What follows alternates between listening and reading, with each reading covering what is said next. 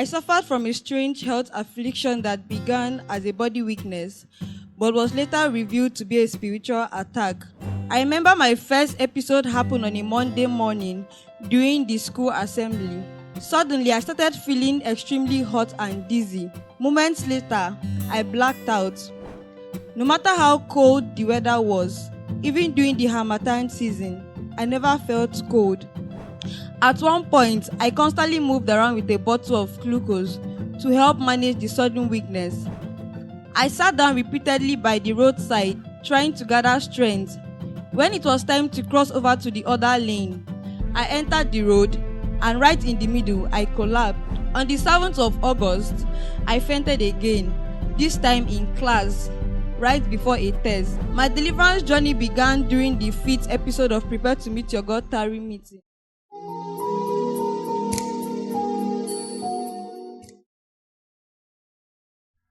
I'm thanking God for deliverance from a health affliction. I suffered from a strange health affliction that began as a body weakness, but was later revealed to be a spiritual attack. It was marked by an overwhelming internal heat that made me feel constantly dizzy and eventually caused me to pass out on several occasions. No matter how cold the weather was, even during the Harmattan season, I never felt cold. My body was always unusually hot, and nothing seemed to bring relief. The affliction began shortly after I visited my paternal family house in a village in Ikotekpene. I had gone to meet my grandparents for the first time, as they were shocked to discover their son had a child. They insisted I come over and stayed with them for over 2 weeks. They treated me kindly and cared for me well, but little did I know what was spiritually awaiting me. After returning home to resume a new school term, I was in primary 5 then, the affliction began to manifest. I remember my first episode happened on a Monday morning during the school assembly. Suddenly, I started feeling extremely hot and dizzy. Moments later, I blacked out. I was rushed to a nearby hospital where I remained unconscious for several days before I finally woke up. That was just the beginning. Due to how intense the heat in my body was, my mother bought an air conditioner for the house, but I still felt hot. She got another one and installed it in my room, yet there was no change. Eventually, she added a large standing fan alongside the AC, but nothing seemed to help. I remained in that state of torment for years. I vividly remember visiting my uncle's house. He sent me on an errand, and shortly after leaving the house, I began feeling weak and dizzy. I sat down repeatedly by the roadside, trying to gather strength. When it was time to cross over to the other lane, so those familiar with how busy the Aja highway is will understand, I entered the road, and right in the middle, I collapsed. A BRT was fast approaching. I thought I could make it over, but I was too weak. Brethren, I was almost crushed, but God showed me mercy. The BRT stopped miraculously. Passerby, seeing me unconscious, noticed an identity card hanging on me. So at that time, due to my health condition, my mom had created a card with my name and emergency contact details. They called my mother, who worked not too far away. She rushed to the scene and I was taken to Evercare Hospital. I remained there for over a month, barely conscious. These are just few of the many terrifying experiences I had during that season of affliction. At one point, I constantly moved around with a bottle of glucose to help manage the sudden weakness. My mom wanted me close, and how she finally allowed me to come to you was nothing short of divine intervention. The lights in God's Lighthouse. It was through Sister Idika and Eme and Sister Esther Ekpeyong that I got to know about God's Lighthouse. They had stayed with me in the school clinic after I passed out one night in the hostel. I was so touched by their love that I decided to attend the church. Since joining God's Lighthouse, light has truly shone into my life and health. In my first 7 months here, I only passed out twice, unlike before when it happened almost every week. However, after sharing my testimony with brethren in Hall 6 hostel, the devil tried to frustrate me. I suddenly passed out multiple times in a row.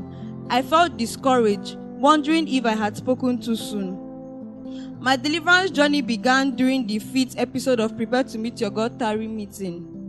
I was desperate and expectant. Okay, so before the 5th Prepare to Meet Your God Tarry, I was in the hospital. So I had pleaded with the nurses to discharge me so I wouldn't miss the meeting. I came with intention, hungry for change. Throughout the section, I paid close attention, but during the final moment of prayer, as Pastor Ita prayed for others, it seemed like he would skip me. My heart sank, and I sat down disappointed. Then, as though someone heard my thoughts, a brother beside me said, "Don't give up." I was surprised. Just then, Pastor Ita declared, "You spirit of sickness and affliction, leave." Immediately, I found myself on the ground, undergoing deliverance. From that day, something shifted. I began to feel cold, a feeling I hadn't known in years, and I started dressing warmly. I knew something had changed, but the journey wasn't over yet. On the 7th of August, I fainted again, this time in class, right before a test. I was rushed out, placed on a drip, and later gained consciousness. The doctor referred me to a neurologist, but deep inside me, I knew God had something for me, and He wouldn't finish. The enemy's attempt to derail my deliverance. The following day, during the Friday evening meeting before the Prepare to Meet Your God Tarry, the worship leader led us to sing one of our GLH songs titled New Songs. He repeatedly sang the part that says, "Your peace we've known for free." Suddenly, a heavy battle started in my mind. The enemy whispered lies.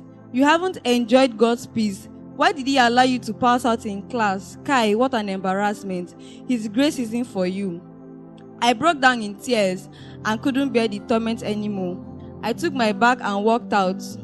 An usher followed me, but I didn't listen. Back at the hostel, I removed the candlelight from my hand. So I had said that I was in the hospital before the Friday. I removed the candlelight from my hand, stormed into the restroom, and dipped my head in a water drum, planning to end my life. I had a vision where God sent an angel who removed my head from the water and took me to my room. Minutes later, the Holy Spirit began speaking to me.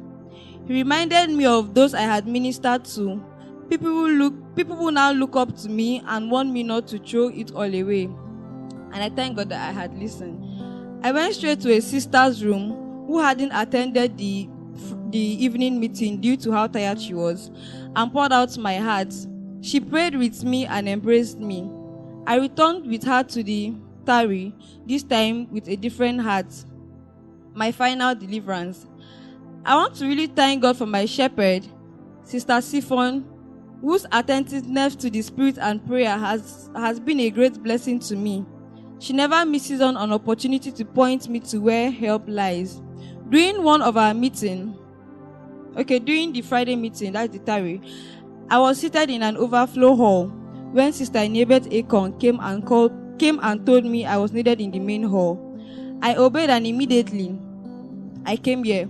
The moment I stepped in, I began shaking under the power of God. As Pastor laid hands on me, I found myself in a vision. I was in a dark room, and suddenly a silver key dropped from the ceiling. I picked it up and unlocked the door. As the door opened, I stepped into a place so bright and full of light. There, I saw Jesus seated on the throne. He came down to me, embraced me, and my garment changed. So I was putting on a very dirty black clothes when I was in the room. So He embraced me and my garment was changed, bright and new.